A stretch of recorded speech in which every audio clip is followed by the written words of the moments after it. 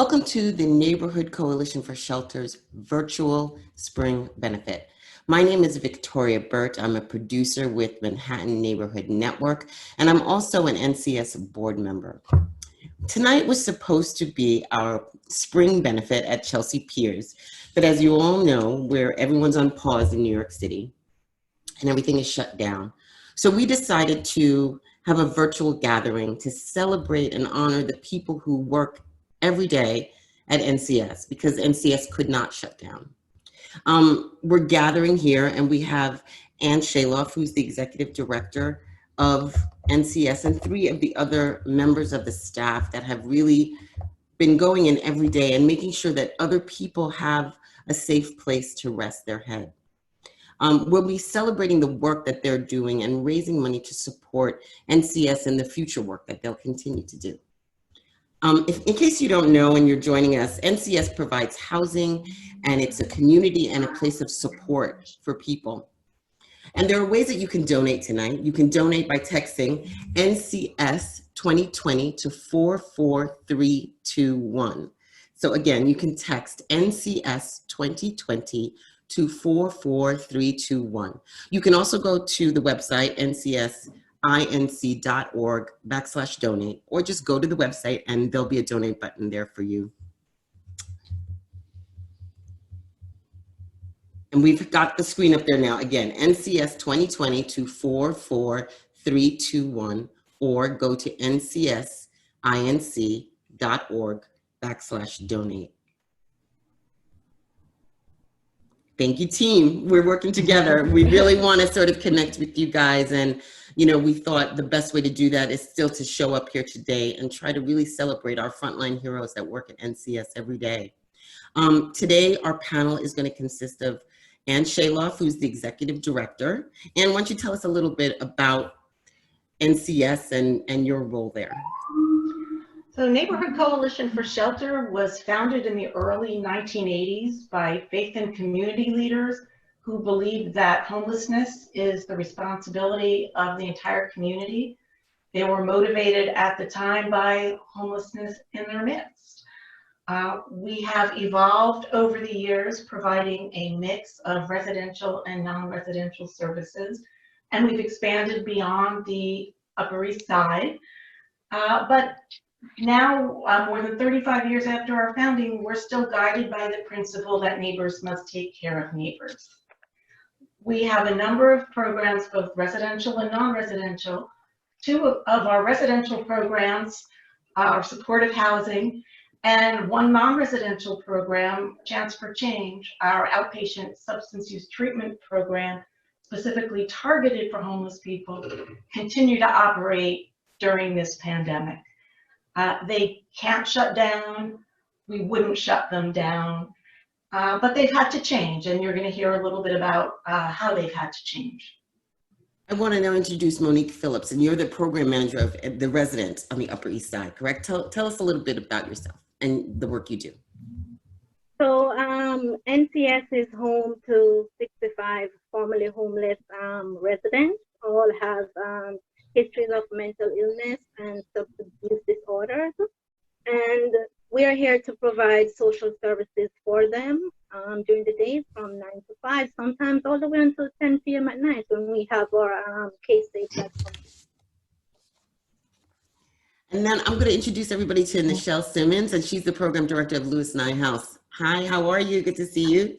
Hi, good evening. Thank you. Tell us a little bit about what you do, just briefly, so we can let everybody know.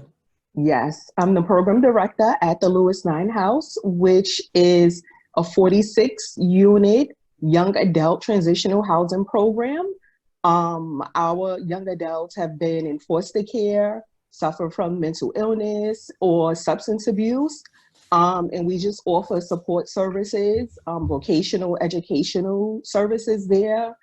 We have an arts program there for our clients, and we're just there to provide any services that they need to transition back into the community.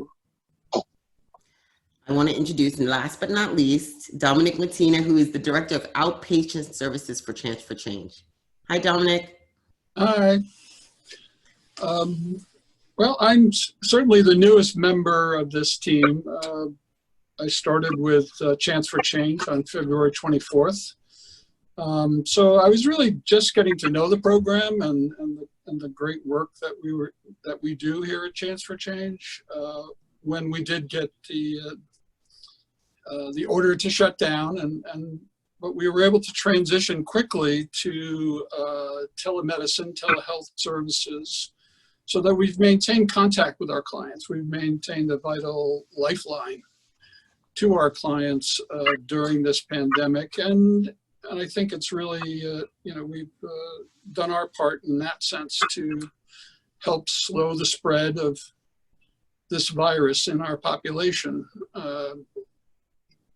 So most of the outpatient substance abuse and mental health programs in New York City particularly have gone to telehealth, and the state did relax a lot of the regulations that allowed programs to develop, to communicate with their clients through telehealth.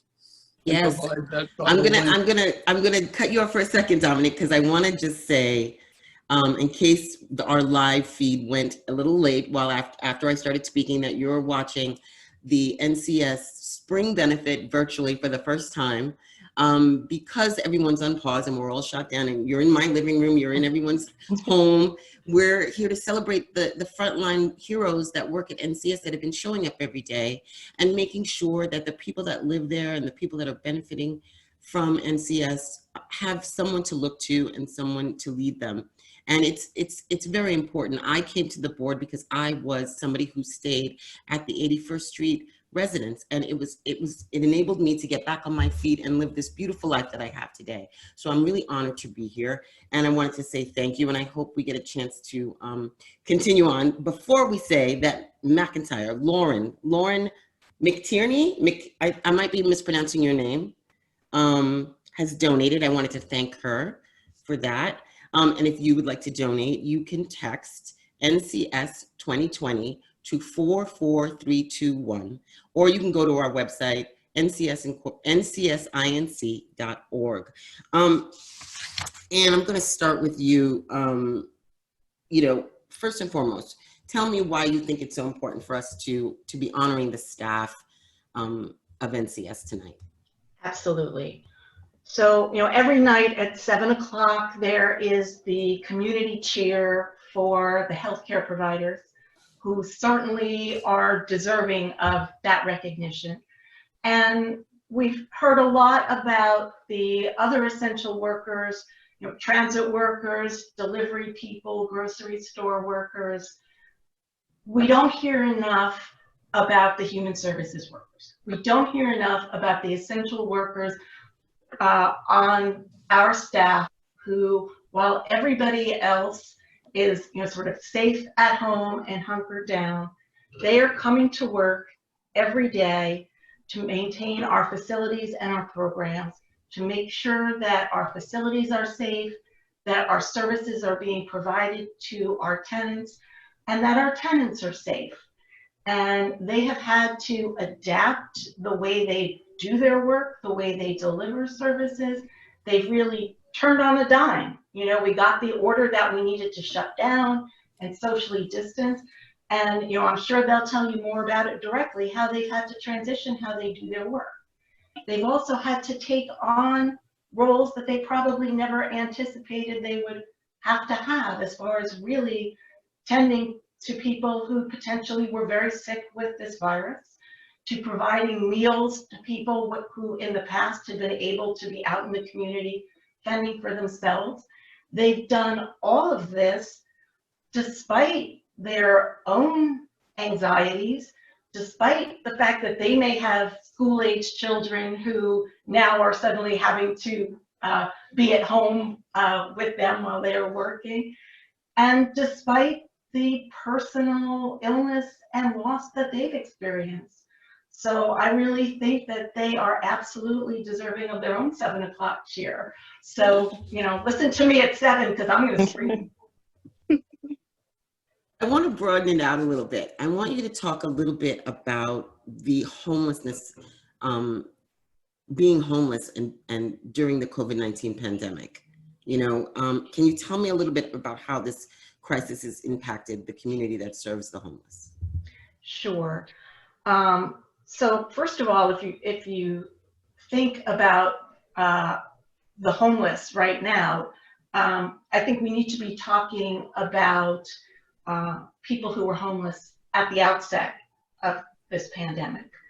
And that is, probably 3,600 or so people who are homeless on the street, 60,000 people in municipal shelters, and then thousands more in other shelters, faith-based shelters or tenuously housed.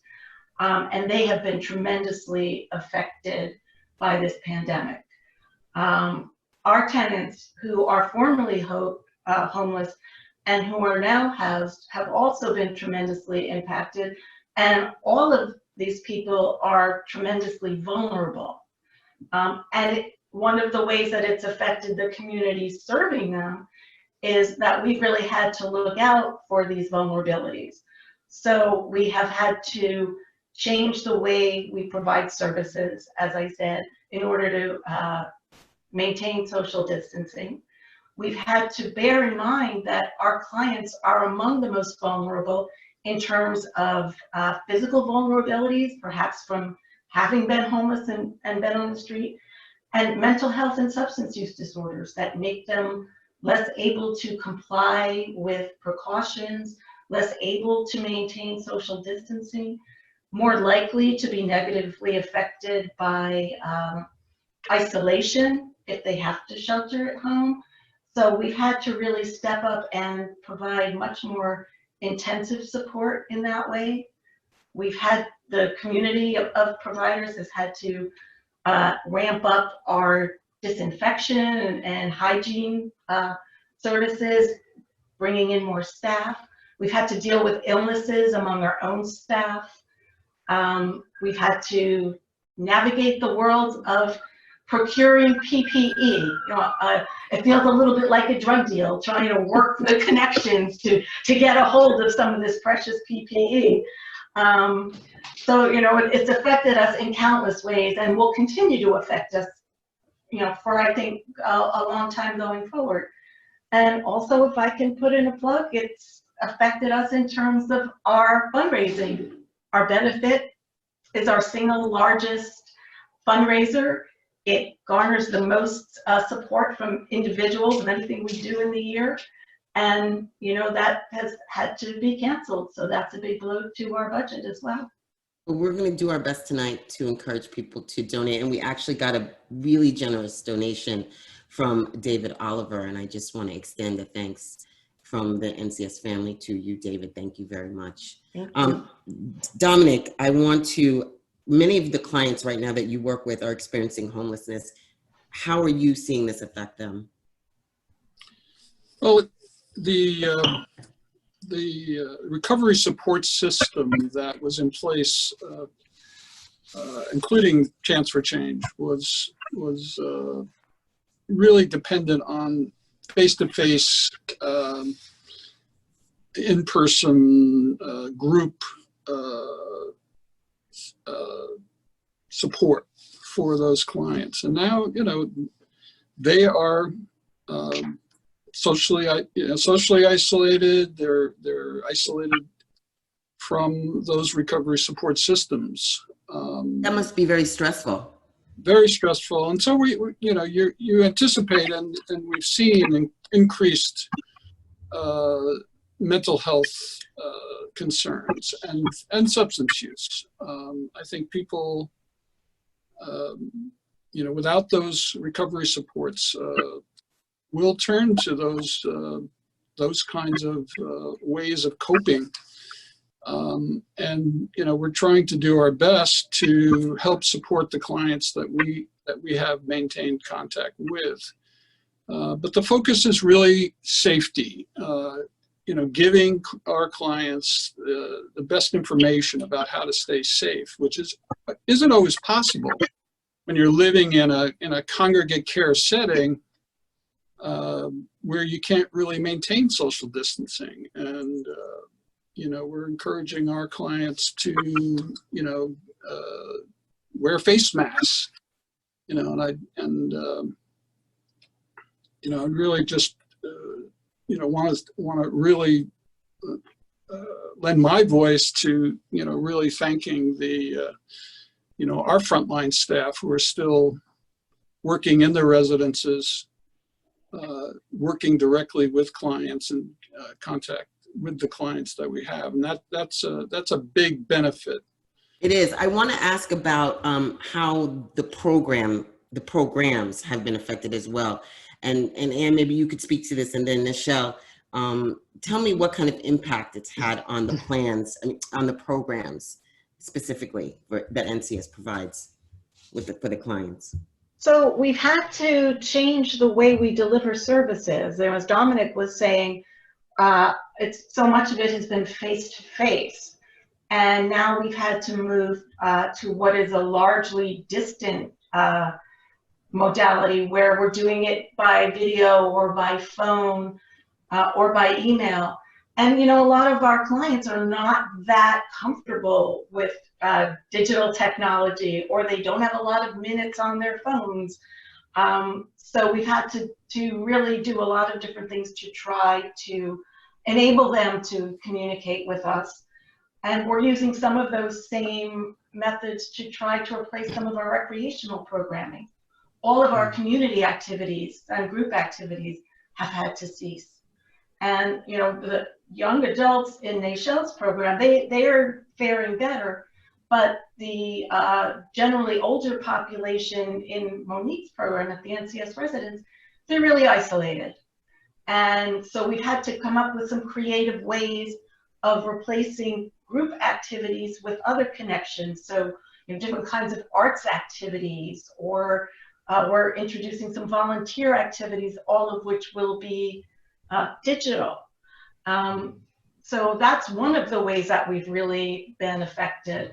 Can I ask Nichelle? Nichelle, tell me about how the young adults, you deal primarily with younger people. How are they reacting, or how have you seen this affect them? So it varies. Initially, the young adults felt like invincible. COVID-19 was fake, and they weren't adhering to the social distancing that was in place, and didn't want to wear the face coverings. But I'm seeing a change. Not all, but some are now realizing the seriousness of it. So they're practicing the social distancing and wearing the mask, and they understanding the changes that we had to make to the program, and how we're servicing them. So we're now using more emails, phones, checking in. Because it is a younger population, it is easier because they are tech savvy. Right. So they're able to respond to the emails or the Zoom calls, or, all of the technology. And we have gotten creative with the arts activities. So we're offering some of those group activities via Zoom. I want to make an announcement. I want to thank Faith Fazer and Stephanie Guest for their donations. I want to just make a moment. This is about raising money for NCS, and I wanted to just stop the horses and say thank you to them. And also Tom Kilkenny. So I hope I'm doing justice to your names, because thank you very much. Monique, I want to switch to you really quick. Explain to people what an SRO is and how vulnerable they are because of either their ages or just the dynamic of living in an SRO. So the term SRO means single room occupancy. And what that means is that the tenants here have a room and they share the facilities. So for somebody coming in from the street who is homeless, coming into a room, it's a big change for them. It's an adjustment, but it's somewhere to call their own, and they have been adjusting to that. Yeah, I have to say that is where I stayed for a few years, and it was a lifeline for me. And I can only imagine what it would be like for the people staying there if the staff wasn't there. So I extend my gratitude as someone who would thank you for them. I want to first and foremost introduce somebody who's on the board with me, Matthew Hughes, who is going to help us navigate donating via text in case you don't really know how to do it. So what do I do? What do I do? Tell me. So we actually made it very, very simple for anybody who would like to donate. So if you're inspired, let's make a donation together. We're going to send a text to 44321. The message of the text should be NCS 2020. You will get a response with a link. When you click on that link, it will take you to the donation page. Okay. Choose the amount you'd like to donate or add your own amount in the box. If you can, we strongly encourage you to consider making the donation monthly and recurring, but only if you have the availability to do so. Also, we'd like to highlight that you could donate using Apple Pay if you have an iPhone, or choose another payment type. Add your payment details and hit donate. It's that simple, it's that easy. And without your support, we would not be able to operate. So we thank you. Lastly, you can help us raise even more money by sharing the link and telling your friends about the work that Neighborhood Coalition for Shelter is doing. Please share on all of your social media accounts and help spread the word, spread the love. We really need your help during this time. Thank you so much. I achieved the goal. I donated money. I was not sure if I was going to be able to pull it off because my phone's on Do Not Disturb, but we did it, right? Every little bit counts. Every tiny bit counts. Let's see. I got some more notes here. Oh, this is wonderful. Susan Stevens and Mallory Hannah have given. Thank you so much. They thanked me. No need.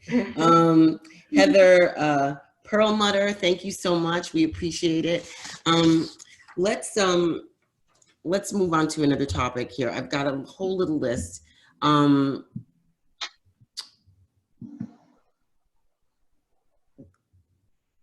going to just try to move because I know we're going to run out of time if I don't do this. I want to talk a little bit about what it's been like to work during this time. What kind of challenges it's been for the staff, and can you talk to me about that? Well, I think actually we have people here who can say even more than I can, but I will say that they have been coming to work. We have been able to adapt some schedules so they don't have to necessarily come 5 days a week, but they're still coming with great frequency. Commuting, which I think commuting on the trains has been one of the bigger challenges for them just to get there. And then they're doing their work, as I said earlier, despite their own concerns and anxieties about the situation, despite having perhaps children at home, and they're doing it in new ways that are really requiring them to adapt. In the beginning, they had to do it even without necessarily adequate PPE. So there have been a lot of challenges for them to adjust, but they have been doing it, and they have been doing it with great care and concern for the tenants. And I think that the tenants have really seen that and really appreciate it. And I know I really do, and I'm just so proud of them. Monique, I'm going to ask you, tell me a little bit about what it's been like working during this time, and also what kind of impact you've seen on the tenants. So I'm going to say for me, it's been very rewarding. As Anne said earlier, we've had to make a lot of adjustments and provide services in different ways. For the tenants, however, some of them are having a difficult time adjusting to some of the changes, especially our senior tenants. But we do our best to accommodate them and to kind of hold their hands and guide them through that process. And some are actually learning to step it up and do what it is that they can do. It's hard for them to social distance because they rely on their neighbors for conversations to not feel lonely. But that's where we bring in some tablets and we do video calls and telephone calls, and it has been very helpful for them. Dominic, what about you? What kind of changes have you seen? Are you having more of a difficult time connecting with your clients? How have the service changes impacted them? Oh, well, I think it definitely, Chance for Change was really very uniquely in the sense that it was very specifically 4 people who had experienced homelessness are sheltered or in the SROs. And in that sense, it was,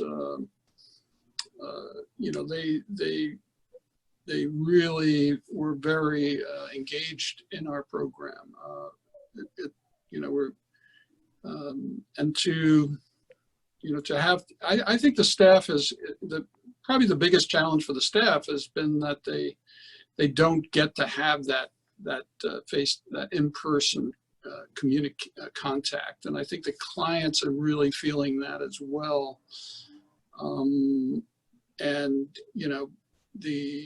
So we've increased, one of our challenges is that, a lot of our clients don't have the unlimited data plans and things like that, or access to a lot of minutes, so that they, we're trying to increase the number of contacts that we have, but they're shorter. Yes. Nichelle, tell me, what about, Ann, you were going to say something? Yes, what I was going to add to that is that Chance for Change, as Dominick noted, most of the clients there are living in shelters, and Chance for Change became for them a community and an oasis during the day, and it's that by design. So it was really meant to be a place where you could go and have a safe, supportive community while you worked on addressing your substance use disorder. And so losing the group and losing the safe place to be has been a tremendous blow, I think, to our clients. At the same time, I think it's really a testament to the Chance for Change staff that they have maintained contact and services for so many of the clients who were in the program at the time we shut down. And, as I'm sure people listening to this can imagine, if you have a mental health disorder, if you have a substance use disorder, these are very anxious, trying times. And I think they're likely to be very difficult for people who are facing those challenges. And so Chance for Change, I think, still remains a lifeline for people. I also want to ask Nichelle, what about Lewis Ninehouse? What have you seen the biggest challenges there? That face-to-face engagement with our tenants. We were a big community, and the group activities is a big thing at Lewis Ninehouse for like the young adults to come down and just spend time with the staff and their neighbors. So now everything's virtual. Not all are attending those virtual groups, so they're missing out. And then also we were meeting in an office closed space. Now when we do meet face to face, we're in a lounge where we're practicing social distancing, and like that personal touch and engagement is missing from the services. While, we are reaching out via email and phone, and the tenants are appreciative of it. Just that face-to-face engagement and adjusting to this new way has been a challenge. Monique, what do you think the emotional toll is going to be, the isolation? On the tenants? What do you think? So for my tenants here, being isolated in a room all day, it has a very strong impact on them. I had one tenant today who said, "I'm really bored. I need to get out of this room." And I kind of offered her a different route with introducing her to a tablet, to borrow a tablet. And she was so amused by it, and she loved it. And it kind of took her out of that spot for a minute and allowed her to embrace something different and to search the internet where she was more free because she didn't have a phone. So that for me, that highlighted my day, and it helped her a lot. Yeah. I want to take a moment here and thank some people. So we have Susan Chevel, Robert Yancey, Matthew Hughes. Thank you, Matthew. Kirsten Hurd and Michael Below. Thank you so much. I want to introduce again my co-host, as it were, Matthew Hughes. Matthew, are you there? I'm here. Hi. You want to tell people again how they can give? We have to remember this is a fundraiser, so let's raise funds. So as you can all see, I just donated in between my little 5-minute break. So it's that simple. Thank you. Going to text 44321, and your message should be NCS 2020 in that text. Again, you're going to text 44321 with the message NCS 2020. You get a response with a link. Click the link, put in the amount you would like to donate, your credit card information. You could even use Apple Pay, and it's that simple to donate. We encourage you again to be a monthly recurring donor if you can, and also spread the word by posting that link on all of your social media accounts. That would really help us. Thank you so much, Matthew. It's great because we don't have to, it just doesn't have to end today or after this ends at 7 o'clock. You know, we can give and continue to give, and that's the great thing about this technology. I want to talk about some of the good things that might have happened. Have there been any success stories that you want to share?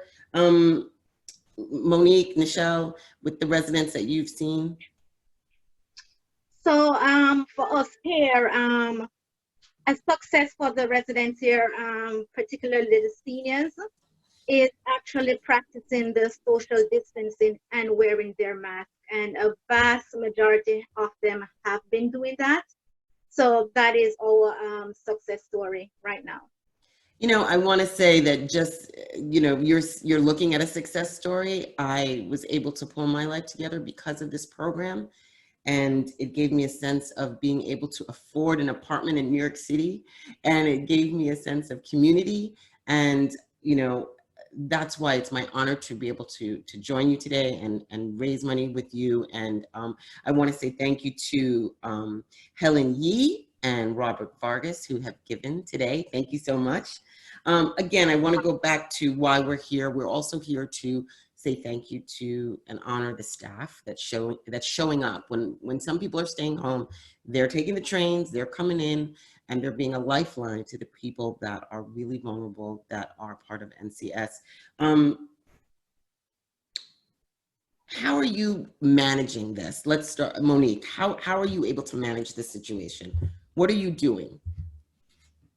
So are you referring in terms of the tenants or what's? No, you doing your job every day. How are you able to do this? What's the steps that you're going through to have to show up every day? What's the hardest part for you and your staff? I think that the hardest part is commuting.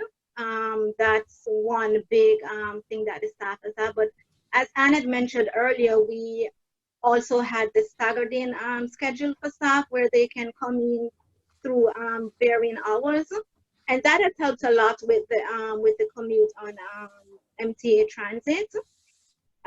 We have also offered car service for staff to come in, which is a great help to those who don't have essential in getting in. With regards to the residents, we have been showing up and just engaging them, keep talking to them, keep putting a smile on our faces, and just encourage them and guide them along the way and let them know that, you know, together we'll get through this. Mm-hmm. And how have you been able to help adapt the rest of the staff? Did you have to retrain people? Was it anything, how did you work through that process with them? So in terms of social distancing, yes, we've had to kind of retrain and reinforce, having staff adapt to new work lifestyle in getting this off the ground. And it's a daily process, but we're getting there. And what do you think has been one of the biggest successes for this? Okay, so for the staff in general, and I've seen something recently. We had one of our front desk staff who actually printed out some crossword puzzles. It may seem like a very small gesture, but to the tenants, it was very huge and they appreciated it. It helped some of them with their anxiety. It relaxed them when they were doing that puzzle. And I think that was a great step for front desk staff to come up with something like that in the midst of this crisis to help our tenants get through their difficult day.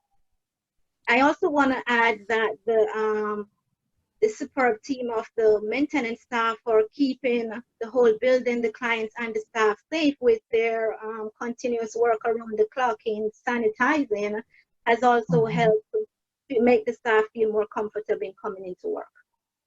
Can I just add, sorry. No, I'm gonna jump in first because I just want to say thank you, Anne, because I see here you gave. I don't know if you wanted me to say that, but I'm saying it anyway. Okay. And Michael Hartwick, thank you so much for donating. What were you gonna say, Anne?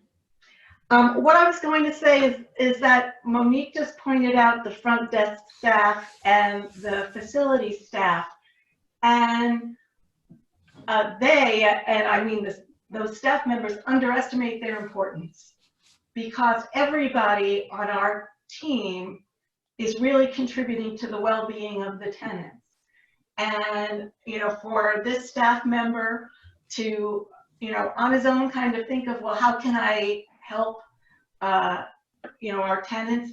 That's, not quote unquote part of his job to provide that, but he cares and he thought about it. And for the staff who are cleaning and maintaining the building, they're on the floors. They interact, closely. For them, it's probably hardest to maintain social distancing, but they're also the ones who can see, oh, so-and-so doesn't look so well, or so-and-so seems to be struggling. And they point that out. And so really, I think everybody at every level has always done a fantastic job, but they've really now stepped up in service of our clients. Michelle, how about at Lewis Nye House? How has the staff sort of risen to the occasion? Always rising to the occasion. I actually want to go back to a success story. Oh, great. So with the support of Lewis Nye House staff, in the midst of all of this, we have been able to successfully transition 3 of our clients out into permanent housing. Oh, that's wonderful. Since the start of this up until this week, we've transitioned three tenants out. So the staff has risen to the occasion. As Monique was saying, with the traveling, that has been the biggest challenge with the staff, but they're showing up and being present for all of our clients. When we got the order to not meet face-to-face with clients, we were still doing it, but of course, while practicing social distancing. So we couldn't just not see them face-to-face. If a client needed one of us, we were there for them. And we just stress that to them. We're here, but we just have to be safe. So the summer youth employment program was canceled here in New York City for the summer. How is that going to affect the program? Yes, that's going to affect us hugely. Most of our clients do rely on summer youth jobs. So now with no summer youth employment, that's going to be an income that they're not going to have. But I can say with the help of our educational vocational options team, we have been able to still provide those employment services, and some of our tenants have gained employment during the pandemic. Fast food restaurants, delivery services. So we're still working and we're still providing the services that our tenants need. I have another thank you to give. Please, let's thank Henry Barkhorn. Thank you so much, Henry. We really appreciate it. And I have another little note. It just says great news. So I don't know what the great news is. Maybe you can tell me what the rest of that message is.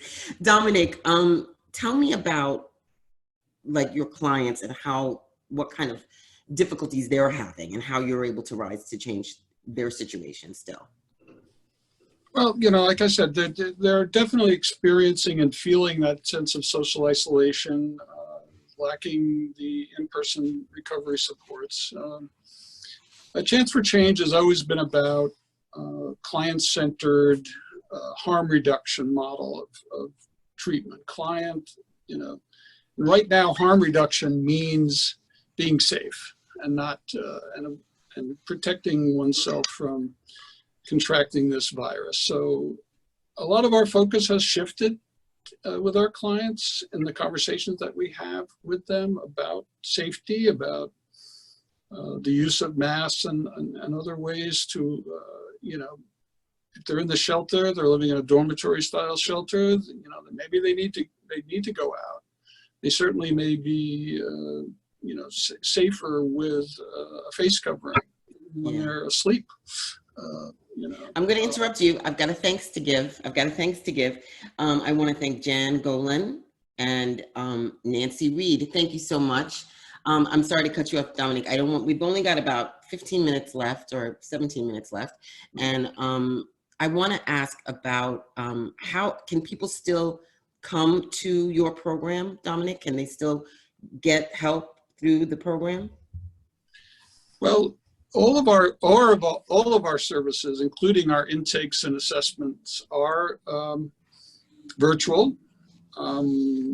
We are getting some referrals. We're doing our intakes through telephonically, and then the services will also be delivered telephonically. But we are open in that sense. We are taking new clients. And we're encouraging, we're reaching out to shelter staff and other housing programs who may, whose clients could really benefit from that contact with, professional substance abuse and mental health counselors. Yeah, I'm gonna ask for Matthew to come back and give a little shout out again how people can give. Matthew. Yeah. Hi, I love this. I can call for a man and he appears. Matthew, tell us how we can give. Again, you're going to text the message NCS 2020 to 44321. You'll receive a link back. You click that link, enter your name, your information, how much you'd like to donate, and it's that simple. You could even use Apple Pay if you would like. And we encourage you to share it on all of your social media accounts so your friends, family, colleagues, and associates can learn about this great cause and support us just like you are. Oh, that's wonderful. Thank you so much. I want to ask Anne, and I hear a lot about the PPE. Can people donate other things besides, obviously money? Can they donate PPE? Can they donate food? Because I know there was a food program on 81st Street that people were fed every day for a nominal amount of money. I think it was like $1, and that and that came from somewhere. So how else can people help? Absolutely, we can accept donations of PPE. We've had help in obtaining that from some of our board members, some of the coalitions in the city, Supportive Housing Network of New York, for example. Shout out to them. But they're hard to come by and we're gonna need them for a long time. So if you have them to donate, cloth masks, disposable masks, anything you can, please. Food also. We have at 81st Street, the NCS residence where Monique works, part of it being an SRO is that there's one common kitchen. And when tenants need to isolate, and especially when a tenant is sick, we need to be able to provide them food. So we've been accepting donations to create a food pantry so that we always have something available. And we've also been accepting donations from a variety of places to provide meals, because most of the tenants, I would say, at that residence are older or have underlying conditions and cannot go into the community to get food. So yes, absolutely, we can accept donations. And of course, we can accept financial donations, so keep them coming. We're also going to thank Michelle Hughes. Thank you so much, Michelle. Now, Anne, do you think we'll have, we're going to have this benefit again next year? Definitely, hopefully in person. But tell me, do you think that we'll be able to do something later in the year once the pause is lifted? I would hope so. And we're going to be guided by the city and the CDC as far as what it is that we are able to do.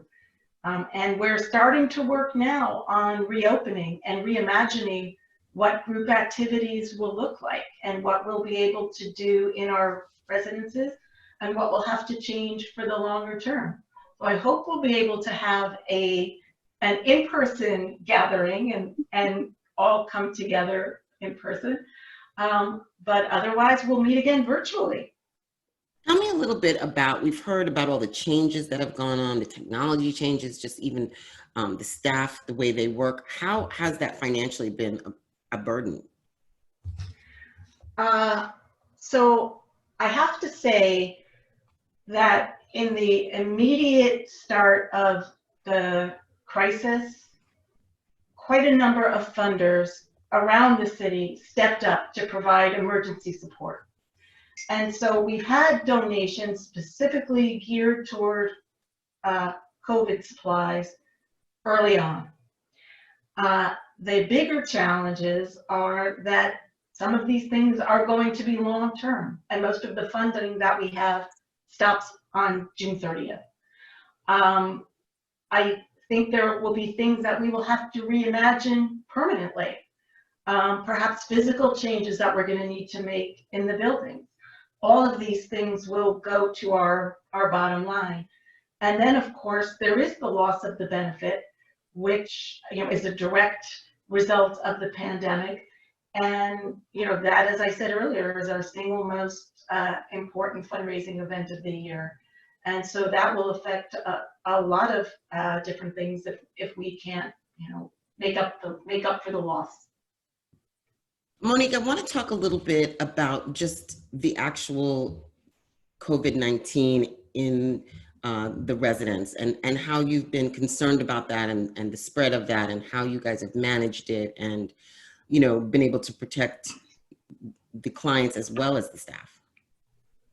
Okay, so at the residence, we actually had one positive, and that person was able to self-quarantine and isolate themselves in their unit. And thankfully, we have not had another spread or any form of outbreak in the residence.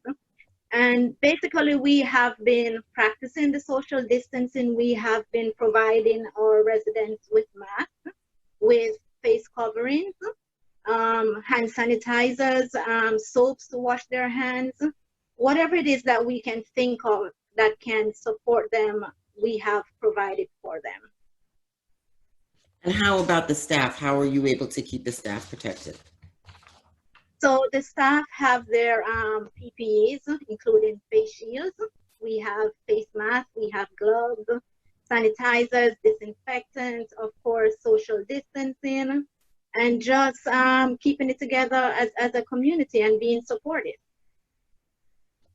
Dominick, talk to me a little bit about working as far as you used this word earlier, I can't even say it. Tell me what that's like for the clients and working with them. Telehealth, it was a concept that prior to the pandemic was being limited use, mostly for psychiatric consultations when programs did not have psychiatric consultants at the sites. So they were doing that. So, with this pandemic now, all services, individual counseling, group counseling, any service that's being delivered, including the psychiatric evaluations, can now be done through not just with video conferencing, but also telephonically, because a lot of our clients do not have computers, tablets, smartphones, in order for us to actually engage those clients in the visual chat formats like Zoom. Right. The advantage of clients at 81st Street is that we now have the tablet, so we're moving in that direction. I didn't mean to cut you off. I only got 9 minutes, so I've got to get in some questions here. I want to know about virtual activities and how people can sign up to volunteer. Is that still possible, Ann? Or that is something that we are starting to implement. We are hoping that Susan Chevelle, our regular bingo host, will, who has done it every Saturday for a number of years, we're hoping that she will now do it with her regulars by tablets and Zoom. And we're building out a program of volunteers to have sort of virtual dinner or conversations. As our clients are getting a little more savvy with how to use their tablets, I think we'll be building that out more with Monique. Do you have enough tablets? Do you have enough for everybody, or are you still looking? Do you still need those? We're going to be obtaining more, and as I think about what this is, again, is going to look like longer term, I suspect that our clients are all going to need them and need it longer term, and we need to bring broadband into the buildings for clients who don't have internet access, so that they'll be able to access on their own. Before I bring Matthew back, I just want to also ask, is there any other way that we haven't mentioned that you think people can help? I think probably the single biggest thing we need right now is donations tonight and in the future. That, and you mentioned PPE. If you want to donate PPE, we're always ready to accept that. But really, our biggest needs right now would be financial going forward. Matthew, are you there? I'm here. Tell me again, how can I donate? You can text the message NCS 2020 to 44321. You'll receive a link. Choose your donation amount, your credit card information, your name, and it's that simple. It takes less than 5 minutes, and then you can share it on your social media accounts. We've discussed a lot of needs that NCS has, from tablets for our residents so they can communicate with their medical practitioners, to the need for PPE for our staff who work so hard. So every little amount counts. Give whatever you can. We really, really would appreciate it. And if you can make those donations monthly and recurring, we'd appreciate that much more. Thank you. Thank you so much, Matthew.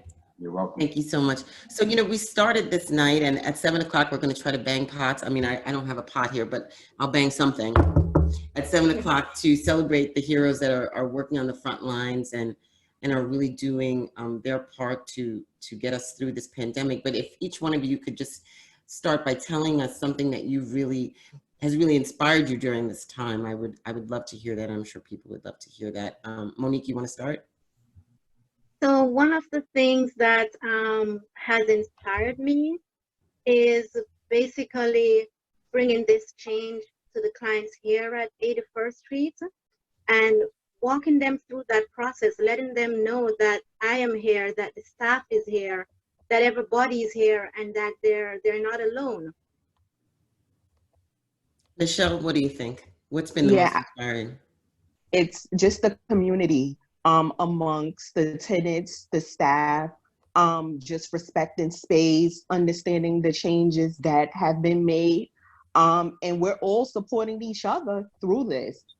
Staff supporting tenants and tenants supporting staff, and understanding this is the new way that we're going to be working together. Dominic, what are your thoughts about this? What do you feel has been inspiring to you? Coming to Neighborhood Coalition, it's remarkable to me.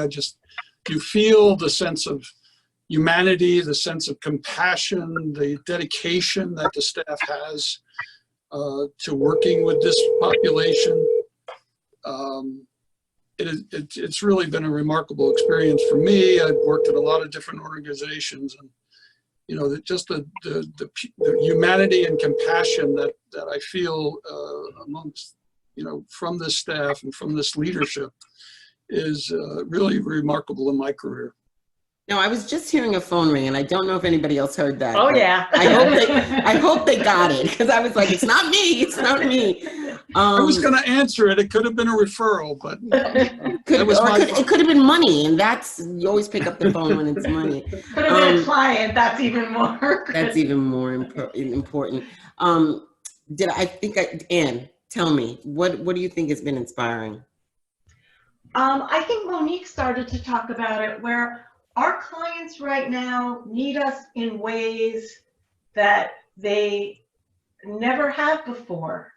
And literally to keep them safe, healthy, and really help with some of the very basic aspects of survival right now. And they're relying on staff, as I said, in ways that they haven't had to in the past, and I've been inspired by how staff has responded to that.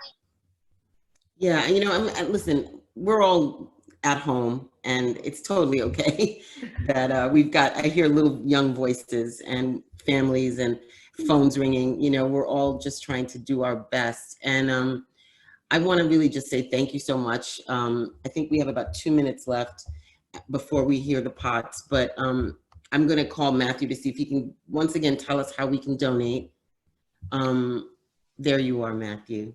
I'm here. So again, it's very simple, guys. You're going to text the message NCS 2020 to 44321. You receive a link in return, and then it'll take you to a page. Very simply, just put in your name, the amount you'd like to donate, your credit card information. It's really that simple. Please share that link with family, friends, colleagues. You know, promote this good cause for us, and get additional people to support just like you are. And, you know, we're wishing everybody out there the very best. And, you know, we hope everybody makes it through this trying time and continues to see how good of a cause this is and support us in our time of need. Thank you, Matthew. I want to also just finally, we got 3 minutes left, and when the pots start, you've got to let me know because I can't hear it in my part of the hood. Tell me if you can, in 30 seconds, how have you been staying positive for the tenants? Monique, why don't you start? So I have just been offering my support however way I can, whether it's just listening. Sometimes they just want to spill their guts out, and listening is a starting point. Have they been reaching out? Have they been connecting with you? Yes, they with your have. staff? Okay. They have. Michelle? Yes, just keep reminding myself why I got into this field. And also remembering that we, the staff, are sometimes the only support that our clients have. So without us, they may be alone. So we just have to be there for them and support them because we, again, may be all that they have. Dominick, you've got less than 30 seconds. You know, it's really, it's more difficult, but it's, you know, managing a team and managing them through a change in the way we deliver services has been very rewarding in that sense, and they've risen to that challenge. I'm gonna get to the big boss before we get to the banging. And tell me what's been rewarding, and how do you even want to say thank you to the people? Daniel Colombo, thank you so much for giving. Ann, tell me. I think that the way they have risen to the challenge, I think what's been tremendously rewarding is seeing the compassion and concern of our staff and the way that they have risen to the challenge of the work that they're doing.